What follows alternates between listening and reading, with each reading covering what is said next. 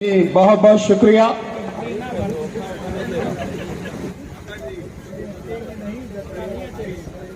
तथागत बुद्ध और बाबा साहब और इस देश में जन्मे सभी संतों, महापुरुषों और स्वतंत्रता सेनानियों, शहीदों के चरणों में नमन करते हुए आज इस मंच पर उपस्थित आदरणीय डीसी कपिल साहब, बड़े भाई महमूद पराचा जी, हमारे साथी पूर्व मंत्री राजेंद्र गौतम जी, हमारे साथी जो इस प्रोग्राम को कर रहे हैं,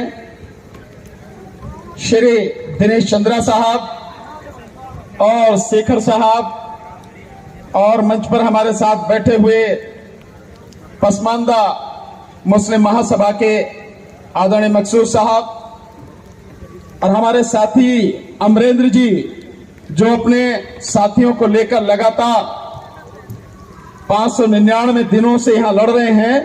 69,000 भर्तियों में जो घोटाला हुआ है वो और उनकी टीम, हमारे साथ बैठे हुए आदरणीय डीएन सिंह साहब, जो ओल्ड पेंशन के मसले को लेकर लगातार संघर्ष कर रहे हैं। और अभी हम लोग डॉक्टर अंबेडकर पार्क में आज जो उनका रन फॉर ओपीएस था, वहीं से हम लोग आ रहे हैं। तो वहां से आए हुए सभी साथियों का, और यहां मेरे सामने जो खड़े हुए हैं लखनऊ और इसके आसपास से जिन भी जगह से सभी साथी आए हैं, उन सभी का बहुत बहुत हार्दिक अभिनंदन, सबका बहुत बहुत धन्यवाद।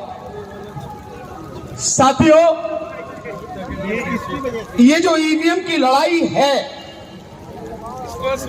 ये लड़ाई हकीकत में इस देश की आजादी की लड़ाई है। ये साधारण लड़ाई नहीं है साथियों। कोई समझता हो कि केवल एक मशीन को हटाने की लड़ाई है, नहीं, ये मशीन को हटाने की लड़ाई के साथ साथ इस देश को आजाद कराने की लड़ाई है साथियों। क्योंकि इस मशीन के माध्यम से इस देश के लोगों की आजादी को वर्तमान मोदी सरकार ने हड़प लिया है। इसलिए वर्तमान मोदी सरकार के हाथों से इस देश को आजाद कराना है। ये लड़ाई उसकी है।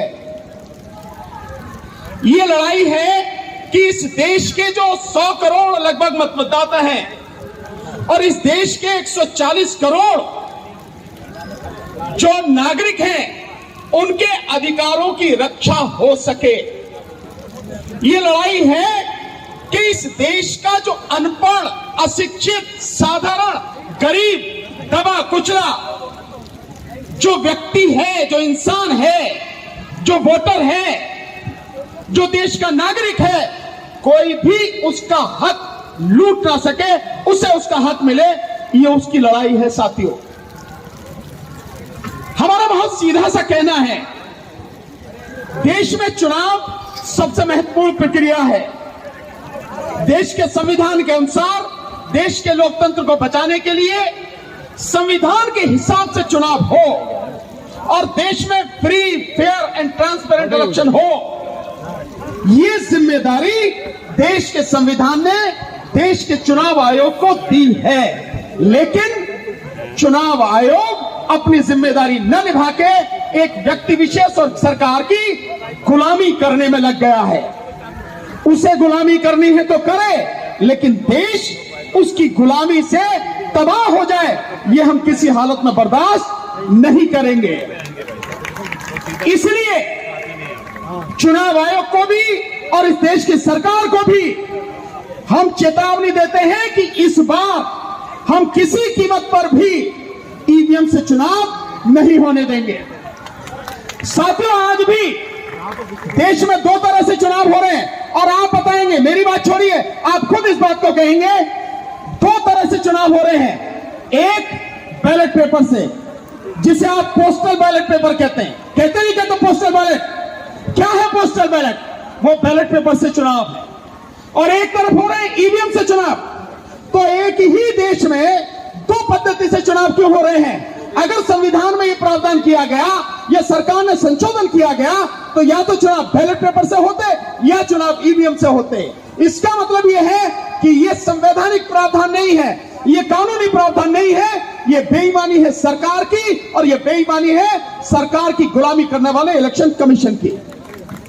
इसलिए यह जो भेदभाव हो रहा है अब यह बर्दाश्त किसी कीमत पर किया नहीं जाएगा। देश के हर वोटर को, देश के हर नागरिक को यह जानने का हक है कि वो जिस प्रक्रिया से चुनाव दे रहा है वो चुनाव की प्रक्रिया पूरी तरह से स्वतंत्र, निष्पक्ष और पारदर्शी हो, ये उसका हक है। लेकिन आपकी आंखों के सामने आप सब लोग देख रहे हैं ईवीएम के माध्यम से किस तरह से हमारी वोटों को लूटा जा रहा। दो उदाहरण से आप समझेंगे। पहले मैं उत्तर प्रदेश का बताता हूं।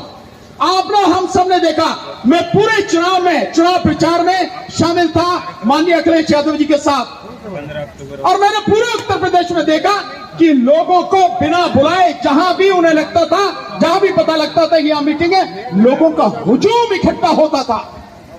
इतनी जबरदस्त तरीके से लोग साथ में थे और यूथ, विशेषकर जो बेरोजगार यूथ है जो लड़ रहे थे, वो इतनी बड़ी संख्या में रेलों में भर भर कर अपने गांव पहुंचे और वोट डालने के लिए पहुंचे।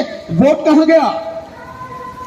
कहां गया वो वोट? और जिस दिन काउंटिंग हो रही थी उस दिन आपने देखा होगा कि 403 विधानसभा सीटों में से 304 विधानसभा सीटों पर पोस्टल बैलेट की गिनती के समय समाजवादी पार्टी 304 सीटों पर आगे थी। और जब ईवीएम से रिजल्ट आया तो पता लगी कि बिल्कुल उलट हो गया।